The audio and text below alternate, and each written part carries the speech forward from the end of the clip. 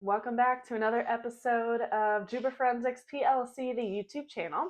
Today we're going to talk through my study plan for the CPA exam, CPA license, and this is going to be a little bit of a longer video to really talk through and kind of get into the weeds a little bit, but not too much, with what exactly I did, what study methods did I have, what does that look like. So what did that look like?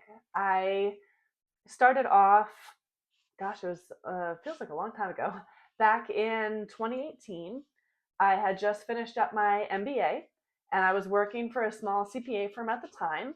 And I knew I wanted to be a CPA, so I figured I'm fresh out of school, working for a CPA firm, perfect time to study for the CPA exam. And I studied for FAR. I had Surgeon CPA review, and I was going through what they recommended, which basically was I was watching the videos and I was taking a bunch of questions, answering all the multiple choice questions. I did all the simulations. I did the 2 practice tests. Like, I followed their method to a T. Went there for game day, sat down, took the test, and when I took the test, got the score results back, I got a 73, and you need a 75 to pass the CPA exam. So I was very disheartened, and I was like, man, I was so close to passing, but not close enough. So I studied more for about 2 months, but I didn't really have a plan with how I was restudying or what that was going to look like. And when I retook it, I walked away. When I got my score a couple weeks later, I got like a 68. And I was so upset that my score somehow got worse instead of getting better. And I also at the time was realizing I didn't want to stay at that small CPA firm, that being at a small CPA firm was not where I was meant to be. I was not meant to do all the things for clients like that. I was meant to do something different, which is fine. So I went on this journey. Sorry, my eyes a little itchy there. Went on this journey with where do I belong in accounting. I actually got burnt out and left accounting for a little while and decided to teach yoga and spin. And then all the gyms shut down in 2020 with COVID. So then I went back into accounting, circled my way all the way back around, became the CFO of a school district in North Carolina. I ran a budget of $60 million. I had 23 employees in 9 schools, and I didn't have a CPA license. I didn't need a CPA license for that job. Would it have been nice to have had one? Sure, but it wasn't required. So there I was. Local politics started to get to me, and I decided I wanted to maybe do something different again, maybe go back into public accounting and see what that's like. So I tried to leave, go somewhere else, and it didn't really work out. A lot of the jobs that I wanted required a CPA license, even though I wasn't getting into audits and I wasn't going to be doing tax returns. So I wasn't going to be representing clients before the IRS, like none of that stuff. And the job description still required a CPA license anyway. So I felt like I was stuck between a rock and a hard place. I still had Surgeon CPA review because I had bought full access instead of like the temporary 1 or 2 year access. Like, I bought the full access, so I still had full access. This was in 2023. So in 2023, I went ahead and started studying with Surgeon again, and I was like, this is still not working. I will say I studied on and off over the years from 2018 to 2023. I had never really given up completely on my CPA license, but the timing was just never right. I even bought Jaeger CPA review, went through all those modules for FAR, didn't feel comfortable enough to take the test, so I didn't. So then in 2023, I really wanted to get my CPA license as fast as I could. I stumbled across Super Fast CPA review. So they're not a full review software system like Becker or Surgeon is. They're an add-on supplement, and they have 1-hour webinars you could watch about their study methods. I'll give you the quick highlights here, but I really do think you should check out Surgeon. Not Surgeon. Surgeon was great. You should also do Surgeon, but you should check out Super Fast CPA as well. So Super Fast CPA changed my mind. So I had watched all the videos, I had read all the books, I had done all the things, taken notes, done flashcards, like did everything I knew to do, still couldn't pass FAR. So, super fast CPA review. What I found I was doing with a lot of the questions was I was just memorizing the questions and the answers, which doesn't help on test day when you show up and the questions and answers are different than what your test review software system shows you. So, yeah, that's really what screwed me a lot. But I followed Superfast CPA's advice, which their advice was instead of watching any videos and instead of reading any books, you start with the questions first. Seems counterintuitive, but once you get going, because you're not going to be quizzed on knowing the book material word for word, or the basics of how to do something from the video, you're going to be asked to solve these questions that are designed to trick you. So not only do you need to learn the material that you're being tested on, but you need to learn how the questions are phrased and how they try to trick you so you can select the best possible answer. So by doing the questions first, thousands of questions, without reading the book or watching the videos, it really makes a difference. So what I did is I went through each and every question. I would start off in small sections, maybe do 20 to 30 at a time, depending on what your software system lets you. So I would take all these questions, I would do them in Surgeon. So in Surgeon, I think I could take 30 questions at a time. So for FAR, I would do a 30 questions at a time. And as I was going, I would have it to where I would answer a question and it would give me the right answer afterwards immediately. So then what I would do if I got it wrong, which most of the time in the beginning, I was getting it wrong because I didn't watch the videos or read the books. I was getting it wrong. And I'd sit there and really look through. Not only do they tell you you answered A, but you should have answered C, most testing softwares will give you a full explanation as to why. And if it still doesn't make sense, they will then give you links to where you can look in the book, where you can watch the video, all the things from there. So what I would do is I would read through the actual answer, like why that one was the right answer.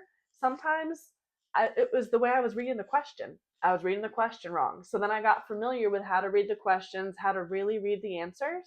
Other times, I didn't know what the heck they were asking me. And so reading their description there sometimes was helpful.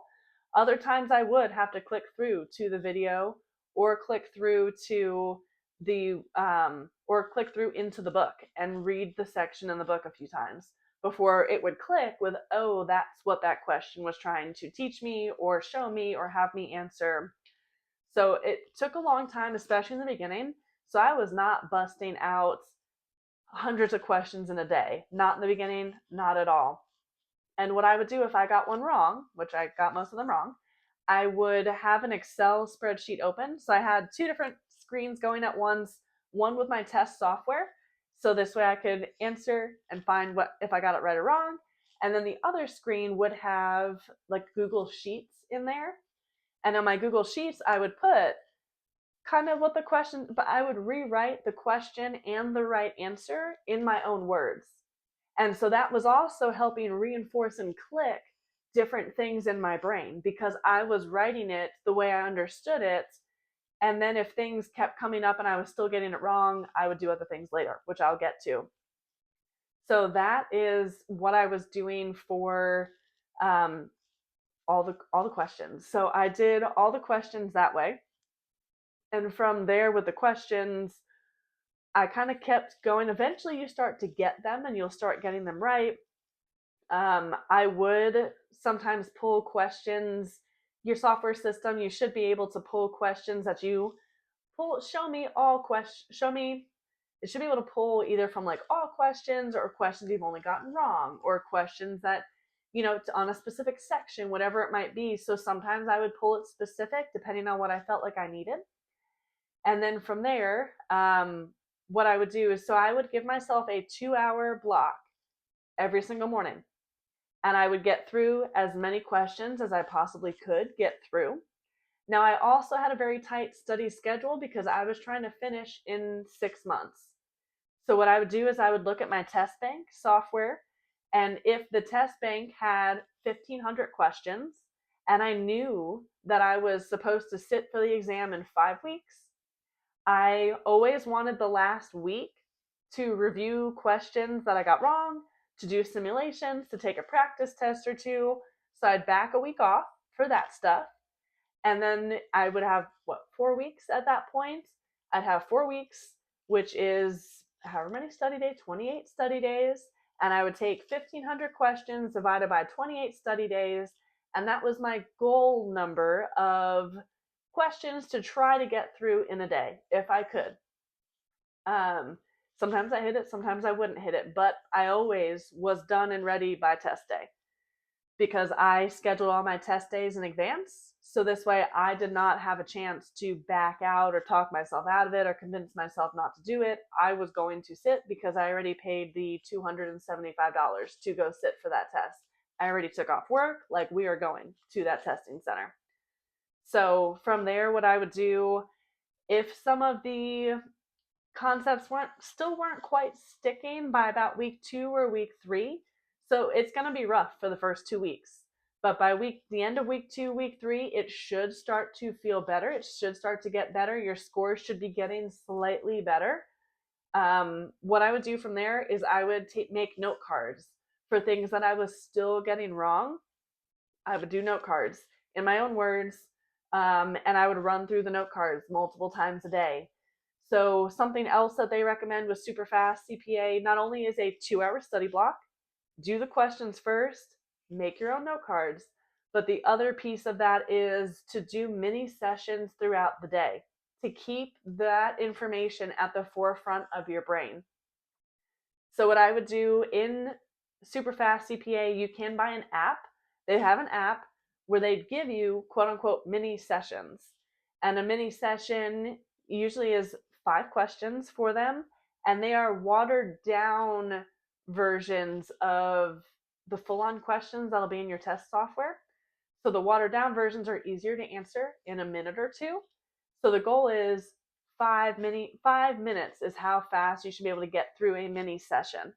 And I scheduled for myself in my planner, my app, like I have a to-do list app. I planned in there to get 8 mini sessions every single day. Whether that was when I was going to the bathroom, or if I was eating lunch or breakfast or dinner or walking my dog, like I made sure I got in 8 mini study sessions every single day. And so then not only was I studying for 2 hours in the morning, but that's another 40 minutes right there of studying throughout the day that got added in.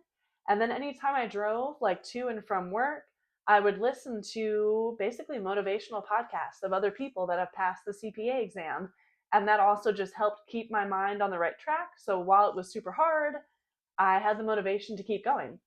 So that was my study plan. I'll kind of cap it and highlight it here, right here at the end. 2-hour study block in the morning. Questions first. Do not watch the videos. Do not read the books. Questions first. Things that you keep getting wrong, you need to really read through the description as to why you're getting it wrong. Rewrite it in your own words. And eventually, if it's still not clicking, make flashcards. Go through those flashcards. And then another piece of that are the mini study sessions all throughout the day, whether that's going through your note cards or a question or two here or there, whatever you need to do.